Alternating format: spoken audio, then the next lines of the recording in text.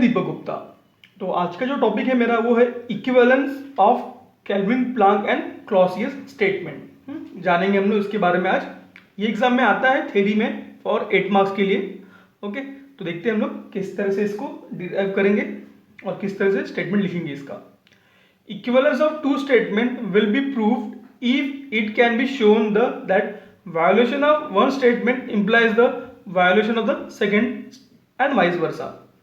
अभी क्या बताना है आपको कि ये जो स्टेटमेंट है वो क्या है, इक्विवेलेंस है। तो ये कैसे प्रूव करेंगे? अगर एक स्टेटमेंट तोड़ने से दूसरा स्टेटमेंट टूट जाता है या फिर उल्टा होता है तो इसका मतलब है कि दोनों स्टेटमेंट क्या है, इक्विवेलेंस है, दोनों एक दूसरे के ये साथ में है।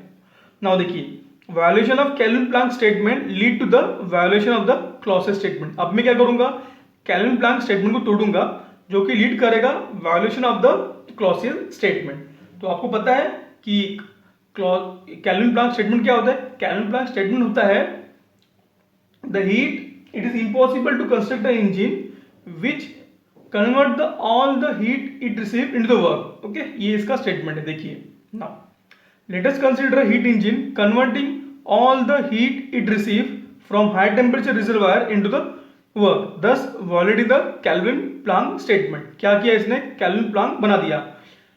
केल्विन प्लांक क्या बोलता है? इम्पॉसिबल है। तो अब मैंने क्या वायलेट कर दिया कि पॉसिबल है ऐसा इंजन बनाना जो कि all the heat it receive from high temperature reservoir convert into work, thus violating the Kelvin Planck statement. Okay, ऐसा मैंने एक इंजन बनाया। देखिए यहाँ पे देखिए STR T1 से ले रहा है। यहाँ पे हीट इंजन है जहां से Q1 आएगा और वो Q1 को क्या करेगा, पूरे के पूरे वर्क में ये प्रोड्यूस करेगा। Okay, clear? यहाँ पे यहाँ तक कि देखो फिलहाल आया, यहाँ पे लिया, ये नीचे LTR। Now let us also consider a heat pump working between the same thermal reservoir. Okay, it is abstracting the heat Q2 from LTR and has a work input W जो कि हीट इंजन से आ रहा है equal to Q1 which is developed by the heat engine. Hence pump क्या करेगा? Hence pump Q2 plus Q1 amount of heat into the STR। देखिए, एक हीट पंप बनाया मैंने, ये मेरा है Q2, यहाँ पे है मेरा Q2 आया हीट पंप पे। हीट पंप को ऑपरेट करने के लिए वर्क मिला यहाँ से हीट इंजन का, ये ऊपर गया। क्या ऊपर पंप करेगा? ये इसको Q2 प्लस Q1 को ऊपर पंप करेगा। Okay, now let us consider a device which constitute both the engine heat, मतलब both एक डिवाइस जो कि कंस्टिट्यूट करता है both engine and heat pump. This device is neither producing और कंज्यूमिंग एनी वर्क। देखिए, एक ऐसा कंबाइन किया इसको, डिवाइस को ऐसा बॉक्स बनाया मैंने। यहाँ पे STR लिखा T1, LTR लिखा T2, बॉक्स बना दिया, कंबाइंड डिवाइस लिखा। तो देखिए क्या आएगा यहाँ पे, नीचे तो Q2 है नो डाउट, यहाँ ऊपर क्या आएगा? देखिए यहाँ से जा रहा है, यहाँ पे Q1 निकल रहा है, यहाँ से Q1 गया, अगेन यहाँ से Q1 आ रहा है, मतलब Q1 क्या होगा, नलीफाई होगा यहाँ पे। तो क्या होगा यहाँ पे, एक डिवाइस है जो कि जितना ले रहा है उतना प्रोड्यूस कर रहा है। ओके, जितना ले रहा है हीट उतना ही वो प्रोड्यूस कर रहा है। तो ये यहाँ पे सिंगल डिवाइस बन गया यहाँ पे। तो ये क्या करेगा, ऐसा डिवाइस हो गया जो कि Q2 लेगा और Q2 छोड़ेगा। देखिए क्या कर रहा है, Q2 ले रहा है, Q2 छोड़ रहा है विदाउट एनी वर्क इनपुट, बिना किसी वर्क इनपुट के।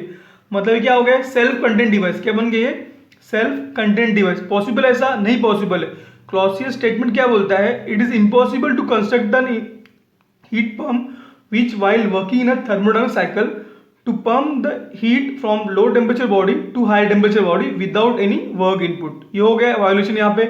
मतलब मैंने केल्विन को वायलेट किया तो क्या हो गया वायलेट, मेरा क्लॉसियस मेरा यहाँ पे वायलेट हो गया। देखिए यहाँ पे therefore this device is pumping heat from LTR to STR without any work input, thereby violating the Clausius statement। Okay, ये पहला हो गया मेरा। नाउ मूव करेंगे नेक्स्ट के लिए। नाउ अभी मैं वायलेट करूंगा नेक्स्ट स्टेटमेंट। देखिए, now violation of Clausius statement lead to the Kelvin Planck statement. Okay, lead to the violation of the Kelvin Planck statement. तो Clausius statement क्या है? It is impossible to construct a device which while working in a thermodynamic cycle to convey the heat from low temperature body to the high temperature body. Okay, देखिए तो मैंने एक device बनाया जो कि Q2 amount of heat लेता है और STR को छोड़ता है, LTR से लेता है और वो STR को छोड़ता है heat pump without any work input. Late us consider heat engine which is supplied heat Q1 from STR and does a work of and reject heat to LTR satisfy the Kelvin Planck statement. Okay देखिए यहाँ पे ऐसा बनाया। अभी क्या करूंगा मैं, देखिए अभी तो ये जो ऐसा हो रहा है तो मैं क्या कर रहा हूँ, एक कंसिडर किया heat engine which is supplied heat Q1, क्या कर रहा है हीट Q1 लिया from STR, does a work of, क्या कर रहा है does a work of Q1 minus Q2, W work कर रहा है and reject heat to KTR the satisfy the Kelvin Planck statement. ये क्या कर रहा है केल्विन प्लांक स्टेटमेंट को सेटिस्फाई कर रहा है। Now let us analyse a device which consider engine both, ऐसा डिवाइस बनाया मैंने। दिस डिवाइस इज प्रोड्यूसिंग, क्या कर रहा है प्रोड्यूस कर रहा है सिर्फ ऐसा device, it is interaction of STR, it is heat absorb and it does not have any heat interaction with the LTR and there violate the Kelvin Planck statement. Okay देखते हैं हम लोग प्रॉपर वे से क्या लिखा है यहाँ पे। नाउ ऐसा इंजन बनाया तो क्या होगा यहाँ पे देखिए, तो यहां से मैंने क्या किया, ये सिस्टम से देखिए ये क्या कर रहा है, यहां से Q1 ले रहा है देखिए इंजन, और यहाँ पे W प्रोड्यूस कर रहा है, तो ये यहां से हीट जा रहा है और ऊपर आ रहा है। ओके इसमें से जो हीट यहाँ पे छोड़ रहा है वही हीट लेके वो उस पर डाल रहा है, इसे यहाँ पे डाल रहा है तो क्या होगा यहाँ पे ऐड होगा तो ये होगा Q1 माइनस Q2। यहाँ पे क्या हो जाएगा, जब एक कंबाइंड डिवाइस बनाऊंगा मैं यहाँ पे, ये दोनों सेम हो गया, सेम डिवाइस यहाँ पे जा रहा है यहाँ पे आ रहा है, मतलब यहाँ से वो बाहर निकलने जा रहा है, बट यहाँ पे जो है वो क्या हो जाएगा, ये Q1 हो जाएगा और यहाँ पे जो ऐड हो रहा है वो हो जाएगा माइनस Q2। तो क्या हो जाएगा W जो प्रोड्यूस कर रहा है वर्क Q1 माइनस Q2, जो कि पॉसिबल नहीं है। अगर आप देखोगे यहाँ पे तो क्या बन गया, ये क्या कर रहेगा, ऐसा डिवाइस बन गया जहाँ से हीट ले रहा है जितना अमाउंट, उतना अमाउंट का हीट यहाँ पे वर्क में कन्वर्ट कर रहा है, जो कि पॉसिबल नहीं है, और वो क्या कर रहा है केल्विन प्लांक स्टेटमेंट को वायलेट कर रहा है। तो ये हो गया violation of the Clausius statement lead to the violation of the Kelvin Planck statement. समझा आपको ये क्लियर? तो ये रहा आपका statement of equivalence of the Kelvin Planck and Clausius statement. So thank you for watching my video.